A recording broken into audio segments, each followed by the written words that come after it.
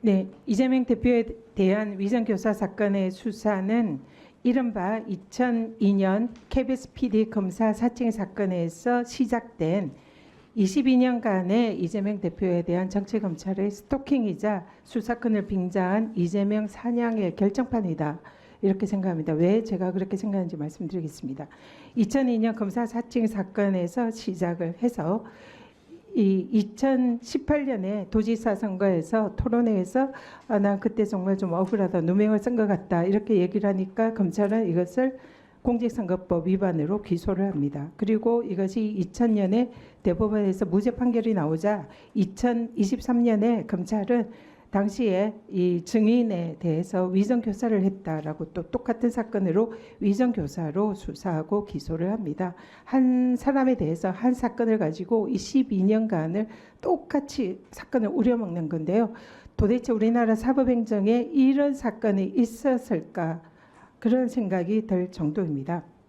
그런데 이 위정교사 사건은 검찰이 해당 공직선거법 사건에서 이 사건을 찾아낸 것이 아니라 2023년 백현동 사건의 압수수색 과정에서 우연히 옛날의 녹취 파일을 찾아냅니다. 그리고 이것을 검찰이 듣고 해당 사건 종결이 한참 후인 사안에서 이게 위정이다 이렇게 인지를 한 겁니다. 제가 우리 행정처장님께 묻겠습니다. 위정이라고 하면 증인이 자신의 기억에 반하는 진술을 하는 것인데요.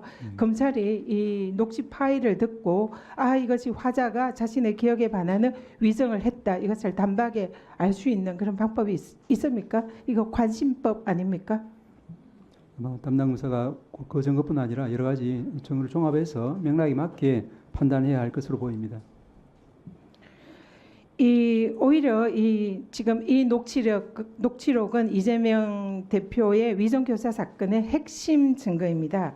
그런데 검찰이 핵심 증거를 제시했는데 이 녹취록에 따르면은 당시에 김진성 증인도 당시 KBS와 김병량 성남시장이 이재명 변호사에게 죄를 덮어 씌우려는 분위기가 있었다는 것을 증인 김진성은 이미 알고 있었습니다.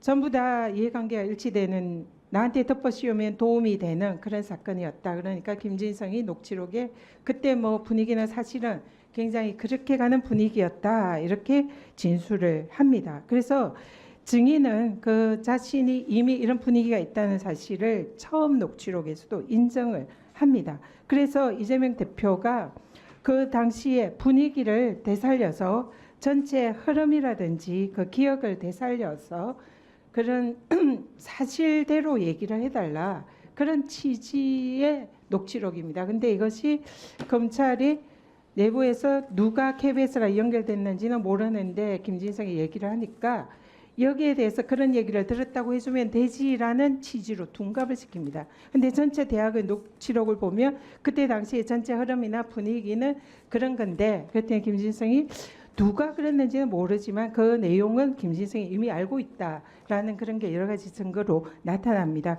그렇기 때문에 이미 김진성이 알고 있는 내용을 이재명 대표가 분위기랑 그 전체 흐름을 그때 그런 식으로 들었는 그런 내용을 얘기해 주면 되지 이런 취지입니다. 그런데 검찰은 이 내용을 재판에서 김진성의 녹취록을 편집을 합니다. 그래서 있는 대로 사실 그대로 얘기를 해달라. 그리고 안 본 거는 얘기를 할 필요가 없다. 이런 부분을 삭제를 합니다. 그리고 삭제된 내용으로 편집해서 검찰의 공소 제기에 사용을 합니다. 그리고 법원에서 영장심사 때 소명이 된 것 같다. 이런 거는 검찰의 삭제된 녹취록을 근거로 한 편집된 증거에 의해서 법원 영장심사 판사께서 당시에 그게 일종의 소명이 된 것 같다. 이렇게 한 것이 아닌가 추정이 됩니다. 전체 녹취록을 보면 30분 전체 녹취록 동안 12번이나 있는 그대로 사실 그대로 안 본 거 얘기할 필요 없다. 안 본 거 얘기할 필요 없다. 이런 취지의 발언을 합니다. 그래서 이게 도대체 왜 위정교사가 되는지 알 수가 없습니다. 아까 우리 존경하는 장동혁 의원님께서 이 김진성의 이런 녹취가 대법원 위정 공직선거법 위반에서 상당히 영향을 미쳐서 증인의 위정이 매우 중대하다 이 위정교사가 중대하다 이런 취지로 말씀하셨는데요. 실제로 이재명 대표 네. 허위사실 공표 사건 내용을 보면 대법원 판결은 이런 식으로 판결을 합니다.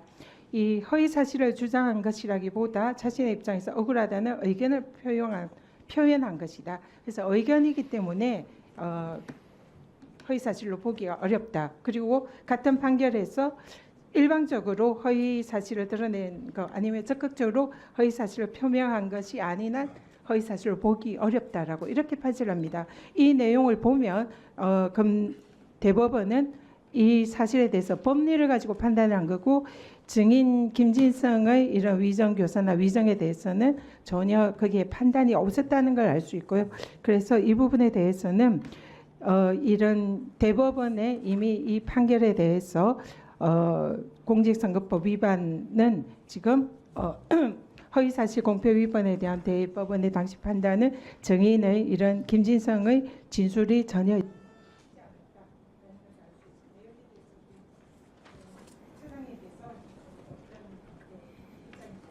예, 같은 조금 전에 말씀드린 바와 같은 취지입니다만 이제 위정인지 여부 또 그 정언의 대상이 팩트인지 아니면 의견인지 여부는 전체 이제 진술 모든 부분을 보고 맥락에 맞게 판단해야 되기 때문에 한 단면만을 보고 제가 어떤 말씀드리기는 적절치 않은 것 같습니다. 말씀의 취지는 잘 알겠습니다.